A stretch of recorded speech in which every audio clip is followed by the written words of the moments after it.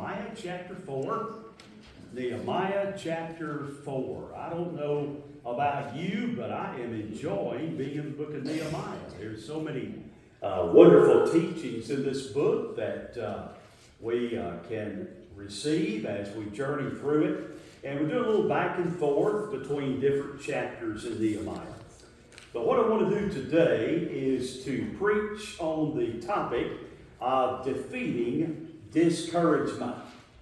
Now, I will not ask for a show of hands, but I'm going to make an assumption this morning.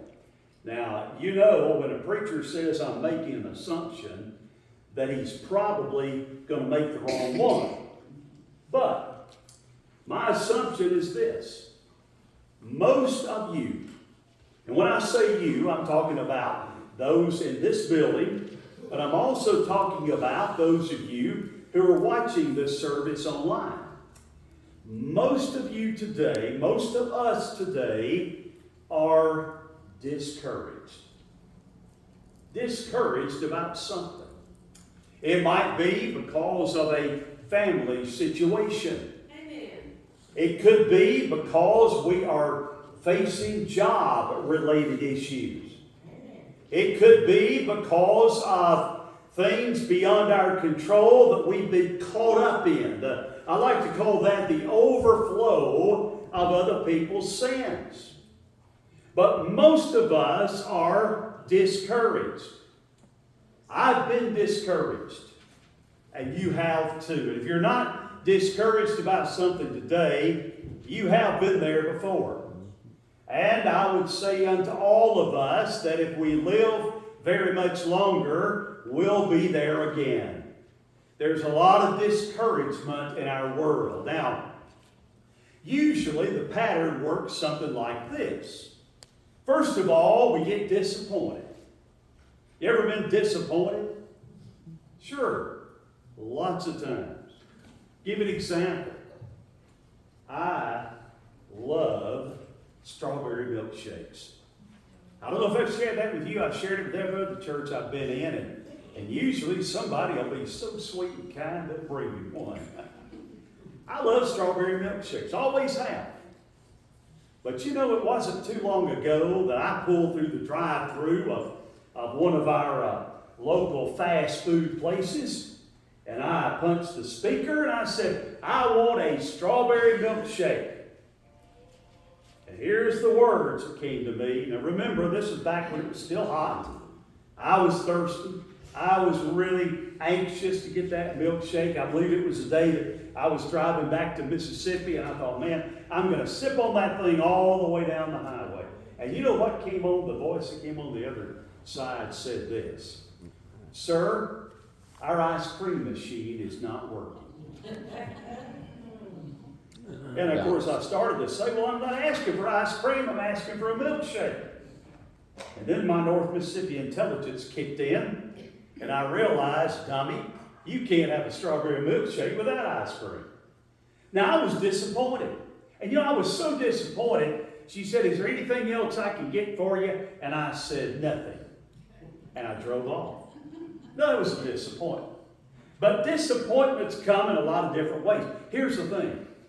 If we don't deal with our disappointments in the correct way, it's going to lead to some discouragement. Now let's say that the next day, which I didn't, but let's say the next day I drive by the same place, about the same time, and I say, look, I want a strawberry milkshake, and they were to say, well, sir, our milkshake machine is, or our ice cream machine is broken. I might start getting a little discouraged. I might say, well, that place, I'm not going back there. They never have it right. And then I get discouraged. And you know, if I don't deal with my discouragement, go back again, the same thing, you know what's going to happen? Discouragement that is unchecked is going to throw you and me into depression. And depression is not an enjoyable place to be. An honest confession today, preachers get depressed. I've been there before. I've sat on the front porch when it's 40 degrees, wrapped up in a blanket, doing nothing but looking at the pasture across the road. I've been through that experience. So I know what it's like. If you're experiencing depression, you have a pastor who understands where you are and knows some of the things that go with it. I'm just saying, disappointment unchecked can lead to discouragement. Discouragement unchecked can lead to depression. And so it behooves us today to know if God has a remedy for discouragement. How do we handle it? How do we turn it around and move on with life? I heard the story about the devil and his demons. They had a meeting one time. And as they were meeting around that table, the devil said this. He said, demons, those Christian people are giving me a hard time. I'm getting so tired of people turning to Christ and people turning away from me. What can we do? What can we do to make those Christians ineffective? Not be worth anything to God? What can we do? We can't seem to stop them from being saved. What can we do? Well, one little demon spoke up and he said, I tell you what, Mr. Devil. He said, I believe that if we will just increase persecution, we'll get more of our people on that earth to start persecuting Christians. Maybe talking about it, maybe firing them from their jobs, and maybe getting some of them thrown in jail, and maybe even getting some of them put to death. The devil thought for a minute and he said, well, I'll tell you what, that's a good idea, but we've been doing that. We've been doing that for 2,000 years, and we haven't stopped people turning to Christ. It hasn't had any effect. In fact, I have the statistics right here, Mr. Demon, and it seems like that the more persecution grows in the world, the more people turn to Christ. So that was not going to work. Well, another little devil speaks up and he says, Mr. Devil, this demon said, I tell you what I think we ought to do. He said, let's make those Christians apathetic. Let's say that we just get them to the place that they have churchianity and not Christianity. Maybe they'll show up at church on Sunday morning and we'll just have them to be like the Brill Cream commercial says, a little dab will do them. They'll go to church a little while, they'll go home, they'll go to the ball field, they'll go to the golf course, they'll go here and there, and then they won't do anything else for God until they show up next Sunday. And whenever the preacher says we need to do this, or whenever the preacher says we need to start this ministry, they'll just sit there with their arms folded and look at him and say, not me. The devil thought about that a minute. He said, it's a pretty good idea, but no, tell you what, we've been doing that for a while. That's why that one denomination, Southern Baptists, have already lost over 2 million church members in the last 10 years. Well, you're doing a pretty good job at that apathy. I don't think we do any more on that to make it any worse. And then there was another little demon held up his hand. And he said, Mr. Devil, I've got an idea. I think this just might work. He said, why don't we disappoint those Christian people? Get them discouraged. Get them to thinking that it's not worth the battle. Get them to thinking that it's not worth serving the Lord, that everybody's going to reject the gospel, that it's not worth doing anything in their church, but just keep the doors open until they die. Let's just get them convinced to be discouraged. The devil thought a minute, he brightened up and he said, you know what? Mr. Demon, you got it. That's what we'll do. And they've been doing it ever since. Discouragement. Discouragement is a danger to the work of God. Did you know that the more discouraged that you get about something, the more that discouragement is going to dominate your thoughts? I mean, the more that you get down about something, the more you think about it. And when you start thinking about what's got you down, what does it do? It gets you down even more. And pretty soon, every waking moment of your life is consumed by disappointment. How in the world can we do anything productive when we're in that valley of disappointment?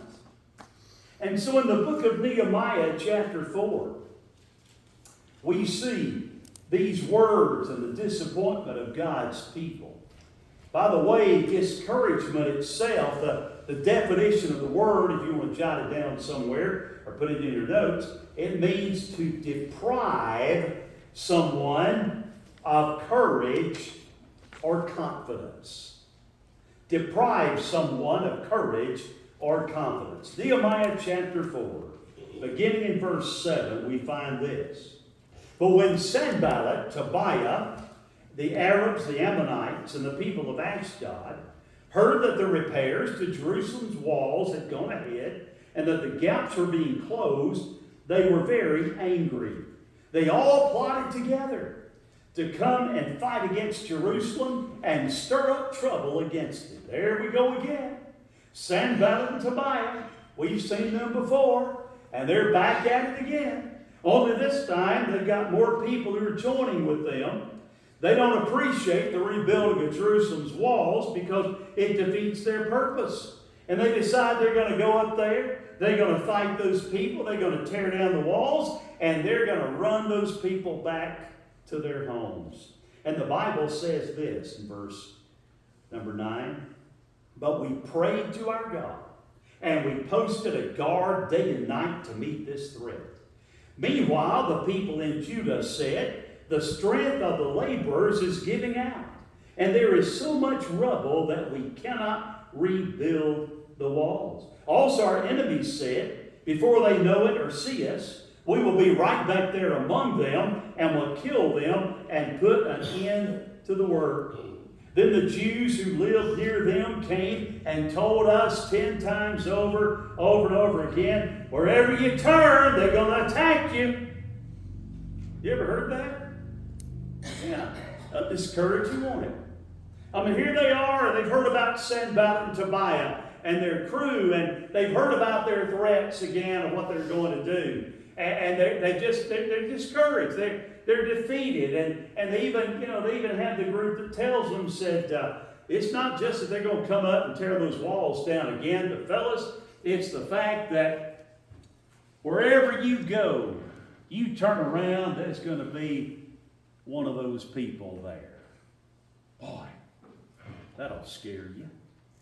That'll really take the joy of the Lord out of our lives when we begin to think, well, everywhere we turn, the enemy is going to be there. So they go on and they talk about what to do. Nehemiah stationed people along the walls. He posted them by families. And then he said this in verse 14.